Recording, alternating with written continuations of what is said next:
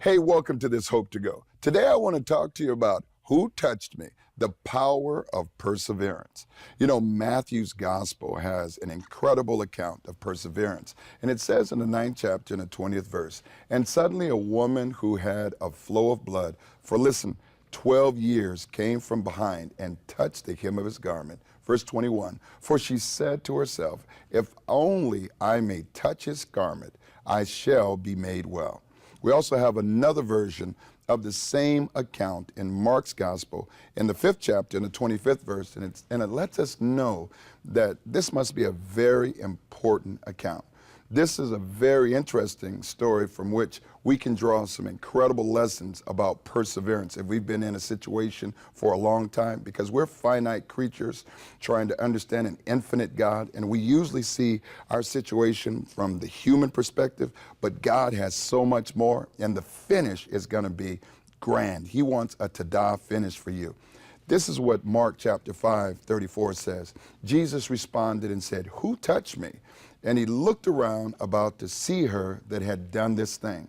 But the woman, fearing and trembling, knowing what was done in her, came and fell down before him and told him all the truth. And he said unto her, daughter, thy faith hath made thee whole. Go in peace. Did you get that? Go in peace and be healed of your affliction. Now, this story is the simplest illustration of faith combined with perseverance in the Bible. This woman, this sister took action, and power came out of the Lord, and a miracle took place. She believed that once she was able to touch the hem of his garment, she would be able to be made whole. With simple childlike faith, she reached out, and she shows us 4 very important principles. If you're struggling in a situation and you need perseverance now, the first thing that she shows us is this, and this is important. Write this down. Long-standing problems yield to the power of Jesus Christ. Nothing is impossible with God. He's the same yesterday, today, and forever. But he's still asking the question, who touched me? This was a woman in a crowd full of people, but Jesus knew exactly who touched him because virtue went out when faith rose up. Number 2, remember this. The doctors can care, but only God can heal.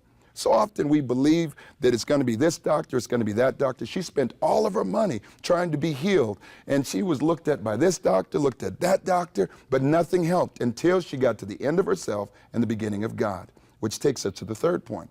The Lord insisted that she make an open confession. It was after her confession that Jesus said, daughter, thy faith has made thee whole. Until she made an open confession of her healing, it wasn't complete. So that means if God lifts you up, you've got an obligation to lift him up as well. You've got to make an open confession. Don't just get healed at home and say, I've been watching the 700 Club Canada and I've been watching Brian and Laura Lynn, but make a confession. Call the number on the screen. Tell a neighbor. That's when you go public with your praise. And this is the last thing. The woman got rid of all of her obstacles to get to Jesus. Faith can break down barriers between a person and the person's desired miracle, but you got to reach out. Many times it takes action. Many things were trying to prevent her, but it was her faith and her determination and the decision inside, I will not be stopped, that got the attention of God. And this woman touched God, and he healed her. And that is your hope to go.